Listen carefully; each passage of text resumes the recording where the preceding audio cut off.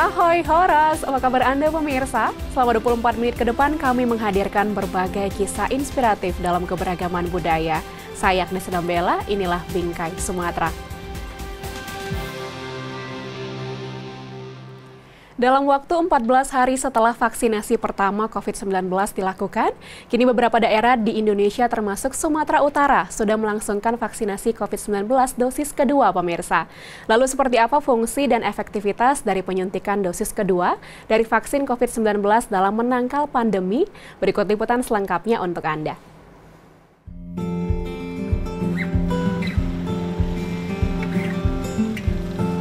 Sampai saat ini, seluruh lapisan masyarakat Sumatera Utara masih harus menempuh jalan panjang dalam upaya mengentaskan pandemi COVID-19. Pertanggal 4 Februari, angka kasus COVID di Sumatera Utara telah mencapai lebih dari 21.000 kasus, dengan angka kesembuhan lebih dari 18.000 kasus dan angka meninggal dunia sebanyak 753 kasus. Setelah vaksinasi perdana COVID-19 yang dilangsungkan pada tanggal 14 Januari kepada Gubernur Sumatera Utara dan sejumlah unsur Forum Koordinasi Pimpinan Daerah, sejumlah tenaga kesehatan di Kota Medan juga menyusul untuk diberikan vaksinasi tahap pertama. Vaksinasi COVID-19 dilakukan sebanyak 2 kali, dengan rentang waktu 14 hari atau 2 minggu setelah vaksinasi pertama diberikan. Salah satu tokoh yang turut mendapat vaksinasi kedua adalah Alwi Mujahid Hasibuan, Kepala Dinas Kesehatan Provinsi Sumatera Utara. Kemarin kalau yang pertama saya dalam 1 hari itu ada rasa kurang enak badan ya, tapi saya tidak sampai demam, rasa tidak enak badan seperti malas gitu bawaannya, dan itu memang reaksi dari vaksinasi itu, ya, dan itu reaksi yang wajar aja. Pertanggal 25 Januari, Sumatera Utara sudah menerima sebanyak 114.840 vial vaksin dari 4 tahap pengiriman. Vaksin ini akan didistribusikan ke 33 kabupaten kota, dengan prioritas tenaga kesehatan yang ada di Kota Medan, Kota Binjai, dan Kabupaten Deli Serdang. Setelah ketiga kawasan ini, vaksinasi akan dilanjutkan di 30 kabupaten kota lainnya. Sesuai dengan arahan pusat kan setelah nakes nanti akan lanjut ke kelompok berisiko tinggi. Dan setelah ini nanti baru kepada yang berikutnya kepada kelompok berisiko rendah. Menurut laman covid19.go.id, dosis pertama dari vaksin bertujuan untuk memicu respon kekebalan awal. Sedangkan dosis kedua atau yang disebut dengan booster berfungsi untuk menguatkan imun yang telah terbentuk sebelumnya. Antibodi akan optimal setelah 14-28 hari dari suntikan kedua dilakukan. Jadi itu ada perbedaannya ya. Pada suntikan pertama kita itu baru mendapatkan angka sebesar kurang lebih 65% ya antibodi yang di dalam tubuh kita terbentuk. Nah, untuk itu perlu ditambahkan lagi antibodi suntikan kedua, vaksin kedua, sehingga dia mencapai lebih dari 95%. Dalam hal ini Sinovac itu sampai dengan 98% ya imunogenitasnya. Vaksin bukanlah salah satunya jalan penentu berakhirnya pandemi COVID-19. Sambil menunggu terbentuknya kekebalan kelompok atau herd immunity, seluruh lapisan masyarakat harus tetap disiplin menerapkan 5M, yaitu mencuci tangan, memakai masker, menjaga jarak, membatasi mobilitas dan interaksi, serta menjauhi kerumunan.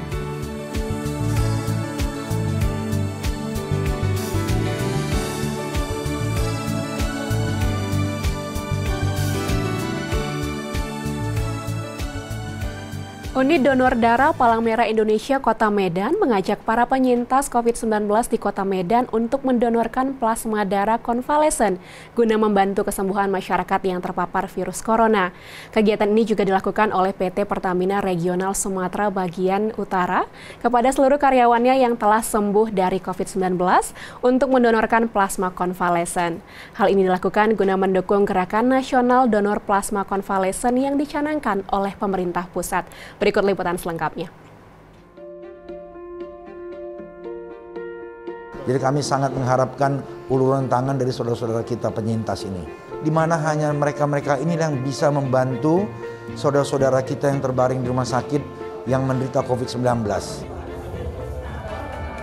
Guna menanggulangi wabah dan meningkatkan angka kesembuhan pasien yang terinfeksi virus COVID-19, pemerintah mencanangkan gerakan nasional donor plasma konvalesen.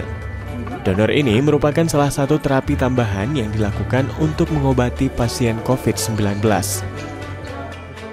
Sejalan dengan program pemerintah, Unit Donor Darah Palang Merah Indonesia Kota Medan juga mengajak masyarakat penyintas COVID-19 untuk mau menjadi pendonor plasma konvalesen. Kepala Unit Donor Darah PMI Kota Medan, Hari Butar-Butar mengatakan, syarat untuk mendonorkan plasma konvalesen adalah diutamakan laki-laki atau perempuan yang belum pernah hamil. Berusia 18 hingga 60 tahun dengan berat badan minimal 55 kg. Kemudian telah dinyatakan sembuh dari virus COVID-19 selama minimal 2 minggu atau maksimal 3 bulan. Jadi kalau masyarakat Kota Medan yang sudah pernah menderita COVID-19, kami sangat mengharapkan agar bisa membantu saudara-saudara kita yang masih menderita COVID-19, banyak yang masih terbaring di rumah sakit yang sangat membutuhkan uluran tangan para pendonor, di mana hanya para penyintas ini yang bisa membantu. Jadi jangan kita merasa minder, jangan merasa bahwa penyakit ini merupakan aib. Justru penyintas COVID-19 ini punya kelebihan, di mana hanya mereka-mereka ini yang bisa membantu saudara-saudara kita yang terbaring di rumah sakit. Gerakan Nasional Donor Plasma Konvalesen yang dicanangkan pemerintah ini pun disambut antusias oleh salah satu badan usaha milik negara, PT Pertamina Persero Regional Sumatera Bagian Utara. Bekerja sama dengan Unit Donor Darah PMI Kota Medan, perusahaan plat merah ini mendaftarkan sedikitnya 36 karyawan yang telah dinyatakan sembuh dari virus COVID-19. Setelah melewati proses pengujian yang cukup ketat, hanya ada 1 orang karyawan saja yang berhasil menjadi pendonor plasma konvalesen. Jadi sesuai dengan gerakan nasional donor darah plasma konvalesen yang dicanangkan Bapak Presiden Republik Indonesia Pak Jokowi, kami sebagai badan usaha milik negara PT Pertamina Persero selalu mensupport segala arahan dari Bapak Presiden. Jadi bukan hanya di wilayah marketing regional Sumbagut saja ini dilakukan. Jadi di tanggal 29 Januari 2021 ini serentak di Medan, Palembang, Jakarta, Semarang, Surabaya, Balikpapan, Makassar, dan Jayapura, dan juga tentunya di kantor pusat PT Pertamina Persero yang juga dihadiri dengan Ketua PMI Indonesia Bapak Yusuf Kala. Jadi adalah ini Pertamina untuk Indonesia, di mana para penyintas kita yang masih puji Tuhan diberikan istilahnya kesehatan dan kesembuhan bisa berbagi antibodinya atau donor plasmanya kepada penderita COVID-19 yang memang membutuhkan. Karena memiliki kadar antibodi yang tinggi, Latanza Akbar berhasil menjadi satu-satunya pendonor plasma konvalesen. Akbar berharap plasma konvalesen yang berhasil ia donorkan dapat dimanfaatkan sebaik mungkin untuk membantu menyembuhkan pasien COVID-19. Jadi saya berminat karena menurut saya salah satu alternatif lah ya untuk membantu penyembuhan. Saya tahu gimana rasanya sakit, jadi kenapa enggak kalau kita emang bisa ngebantu orang supaya bisa sembuh. Makanya saya tertarik supaya orang-orang juga yang sedang sakit bisa segera sembuh.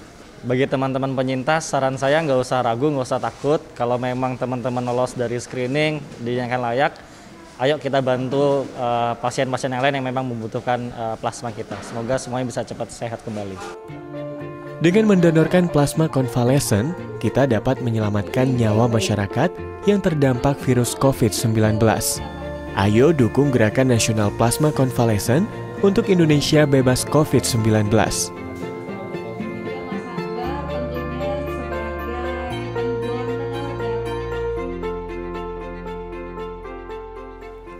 Dr. Elvira Mutia Sungkar atau Dr. L adalah sosok dokter inspiratif di Kota Medan. Setiap hari Jumat, ia menggratiskan biaya konsultasi kepada para pasien yang datang ke tempat praktiknya dan mengajak para pasiennya untuk bersedekah. Sedekah ini lantas diberikan kepada orang-orang yang membutuhkan, pemirsa. Seperti apa sosoknya? Ini dia liputan selengkapnya.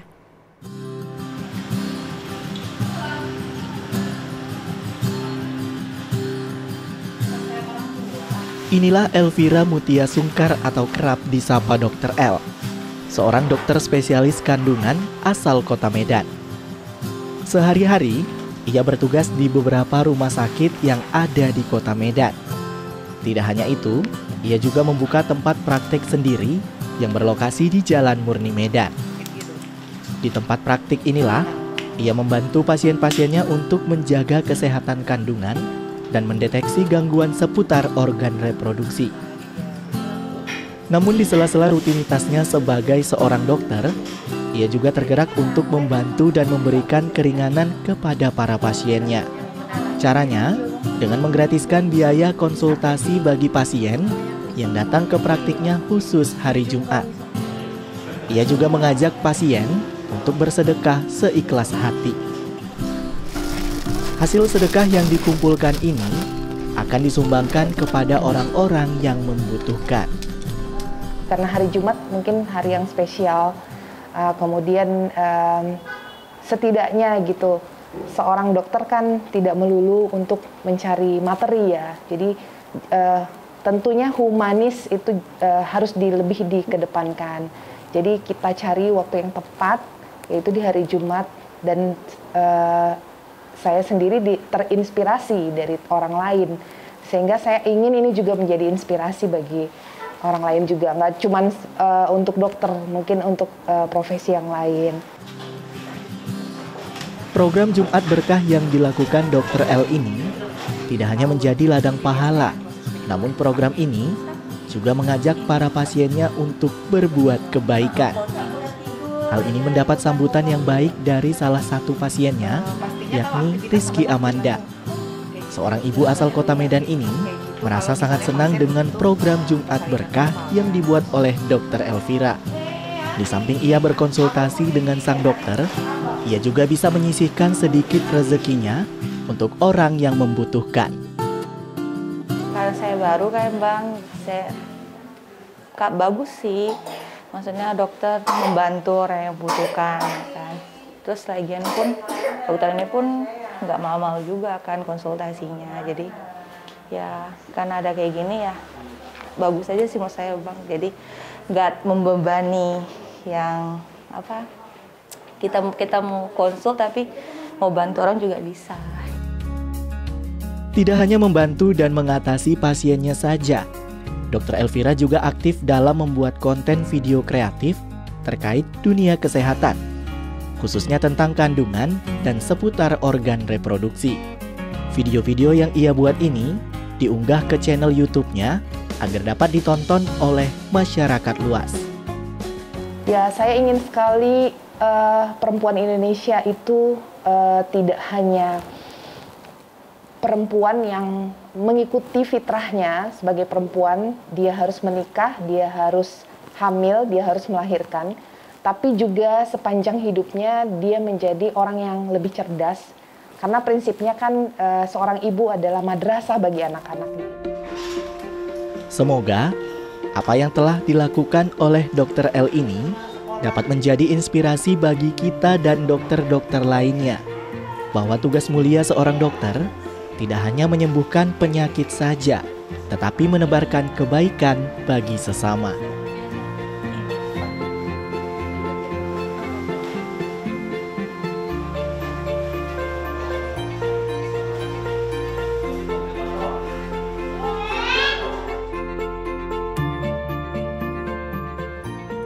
Pemirsa, pernahkah Anda melihat padi ditanam di atap gedung? Nah, inovasi unik ini dilakukan oleh Plaza Millennium Medan dengan menanam tanaman seperti padi dan tumbuhan lainnya di atap gedung. Kegiatan ini kemudian dijadikan sebagai destinasi wisata di Kota Medan bernama Kampung Millennium Agropark. Inovasi ini sebagai langkah untuk membuka ruang terbuka hijau di tengah perkotaan dengan memanfaatkan atap gedung. Rekan kami Dinal Apriansyah akan mengulasnya dalam segmen Sekitar Kita.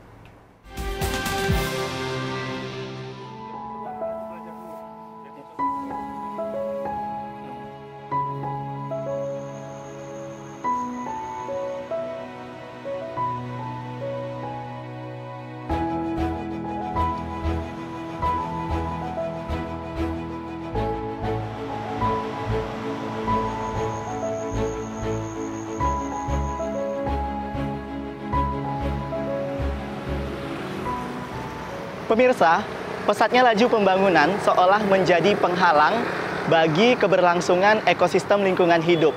Oleh karenanya, pemerintah membuat kebijakan untuk memberikan porsi ruang terbuka hijau bagi wilayah perkotaan, sedikitnya 30% dari luas wilayahnya.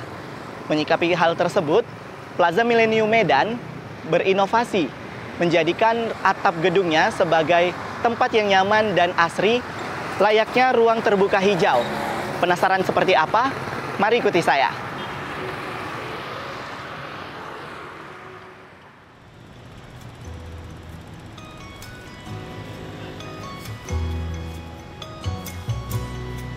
Ketersediaan ruang terbuka hijau atau RTH, khususnya pada wilayah perkotaan sangat penting, mengingat besarnya manfaat yang diperoleh dari keberadaan RTH.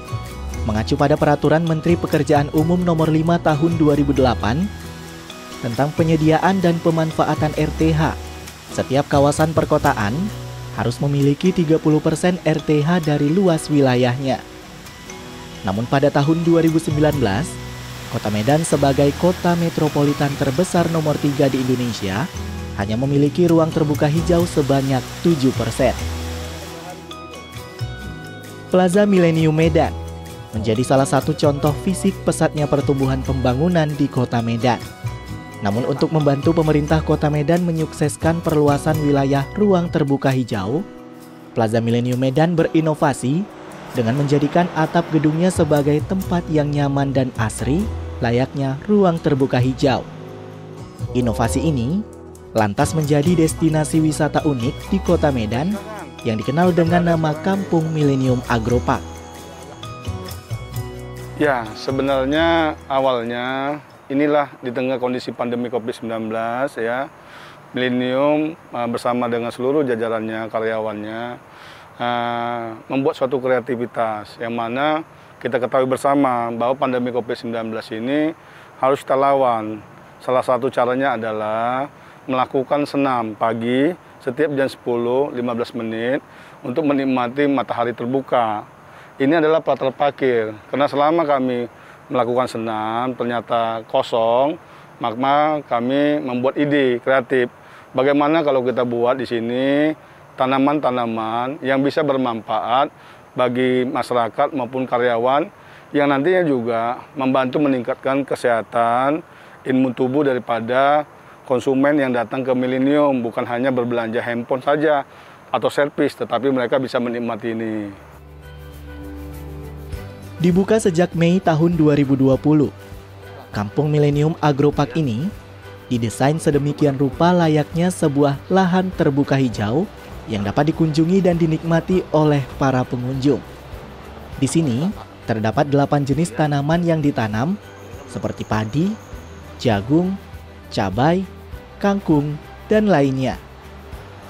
Namun yang menjadi ikon dari Kampung Millennium Agropark ini adalah penataan dan penanaman padi di atap gedung, sehingga mereka menamainya dengan sawah di atas awan.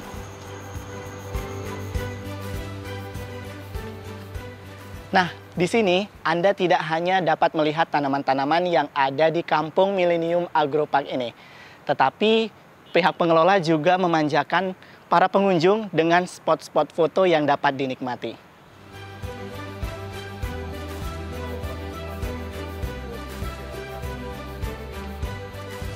Hasil buah dan sayur yang ditanam di sini pun tidak dijual dan dibiarkan begitu saja. Namun seluruh hasil panen di sini dibagikan kepada karyawan-karyawan di Plaza Millennium. Karena Kampung Millennium Agropark ini adalah salah satu bentuk program ketahanan pangan yang dikelola langsung oleh pihak Plaza Millennium. Selain dapat dinikmati, juga dapat membantu para karyawan dalam ketahanan pangan selama menghadapi pandemi. Jadi di samping ini Kampung Millennium Agropark ini ya salah satu untuk ketahanan pangan di tengah kondisi pandemi COVID-19 ini, semuanya pada naik dan juga daya beli menurun, semua juga di rumah. Kemudian ya kami membuat tanaman-tanaman pangan ini adalah simbol daripada ketahanan pangan, yang mana semua karyawan apabila panen bisa menikmatinya. Misalnya ada cabai, ada jagung, ada padi. Sebelumnya udah kami panen sampai kurang lebih ada 10 kilo, 20 kilo. Kemudian kangkung, bisa makanan sehari-hari. Jadi ini mengurangi beban daripada karyawan ya. Yang mana kita ketahui mereka juga mengalami krisis kondisi saat ini. Samping itu juga supaya mereka juga kreatif. Untuk nantinya mereka bisa juga buat di rumahnya dengan lahan yang kecil. Nah, inilah yang kami lihat. Tidak hanya dapat menikmati keindahan penataan tanaman, pihak pengelola juga menyediakan Wi-Fi gratis. Wi-Fi ini dapat digunakan oleh masyarakat umum, khususnya anak-anak sekolah yang membutuhkan jaringan untuk belajar daring. Rory Perdana, seorang pengunjung asal Kota Medan, mengaku sangat senang dengan adanya tempat seperti ini. Menurutnya, dengan mengunjungi tempat ini, ia dapat melepas kepenatan dari rutinitasnya sehari-hari. Jadi dengan adanya Kampung Millennium Agropark ini benar-benar merupakan wahana baru ya buat kita sebagai pengunjung. Karena di saat pandemi begini kan kita perlu yang sesuatu yang membuat bisa kita fresh. Apalagi kita selama ini kan lebih banyak bekerja atau belajar di rumah. Tapi ya dengan adanya Kampung Millennium Agropark itu benar-benar menjadi suatu wahana baru lah buat kita sebagai pengunjung. Kini, kehadiran Kampung Millennium Agropark tidak hanya berfungsi sebagai ruang terbuka hijau saja, namun sebagai tempat yang dapat dimanfaatkan oleh masyarakat dan karyawan mal untuk bersantai, berolahraga, bercocok tanam, dan membantu meningkatkan imunitas tubuh.